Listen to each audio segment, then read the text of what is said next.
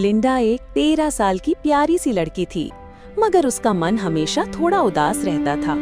School में उसके दोस्त नहीं थे, खेलने के लिए कोई नहीं, बात करने के लिए भी कोई नहीं। वो अक्सर अकेले ही किताबों और कल्पनाओं की दुनिया में खो जाती थी। एक दिन वो यूं ही अकेले जंगल में घूमने निकल गए। तभी उसे एक हल्की सी आवाज सुनाई दी। झाड़ियों के पीछे उसने देखा, एक अजीब सा छोटा सा प्राणी पड़ा था, शायद घायल। उसका रंग हरा था, आंखें चमकदार और चेहरा मासूम। लिंडा डर गई, मगर फिर हिम्मत करके उसके पास गई। तुम ठीक हो? उसने पूछा। वो प्राणी तो कुछ बोल ही नहीं पा रहा था। लिंडा ने तुरंत अपनी पानी की बोतल से उसे पानी दिया, उसके जख्मों को साफ किया और वो उसको अपने घर ले गई। अगले कुछ दिनों तक लिंडा उसकी देखभाल करती रही, उसे खिलाती, बातें करती, गाने सुनाती। फिर एक दिन वो प्राणी मुस्कुराते हुए बोला, तुमने मेरी जान बचाई। लिंडा मुस्कुराई, तुम्हारा नाम क्या है? प्राणी बोला, मेरा कोई नाम नहीं है। लिंडा बोली, तो फिर मैं तुम्हें मोमो बुलाऊंगी, तुम दिखते ही इतने क्यूट हो।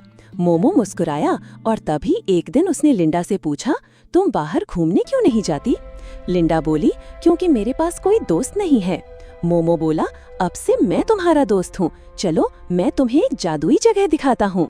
मोमो ने अपनी उड़न तश्तरी निकाली और देखते ही देखते लिंडा और मोमो सितारों के पार, ब्रह्मांड के उस पार पहुँच गए। वे एक अनोखे ग्रह पर उतरे जो पूरी तरह से मिठाइयों और चॉकलेट से बना था। वहाँ की जमीन बबल गम की थी, आसमान कॉटन कैंडी का और हवा से चॉकलेट की खुशबू आती थी। लिंडा की आंखें हैरानी से चमक उठीं।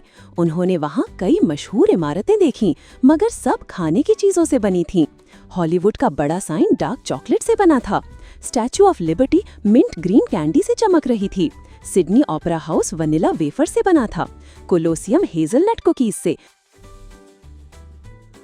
Great Pyramid of Giza honeycomb से और सबसे सुंदर ताजमहल सफेद मार्शमेलो और वनीला आइसिंग से बना था। इंडिया गेट चमकता हुआ कैरमल से और कुतुब मीनार लंबी चॉकलेट स्टिक जैसी लग रही थी। लिंडा और मोमो ने खूब तस्वीरें खींची, दौड़ते रहे, हंसते रहे। लिंडा ने कभी इतना खुश खुद को महसूस नहीं किया था। जब वे धरती पर लौटे, लिंडा ने अपने कमरे की दीवारों को उन तस्वीरों से भर दिया, हर फ्रेम में एक मीठी याद। अब वो अकेली नहीं थी, क्योंकि एक बार जब दोस्ती दिल से होती है तो दूरी, रूप या ग्रह कुछ भी मायने नहीं रखता। असली दोस्त कभी दिखते नहीं, वो अचानक टपकते हैं, कभी जंगल में तो कभी आसमान से।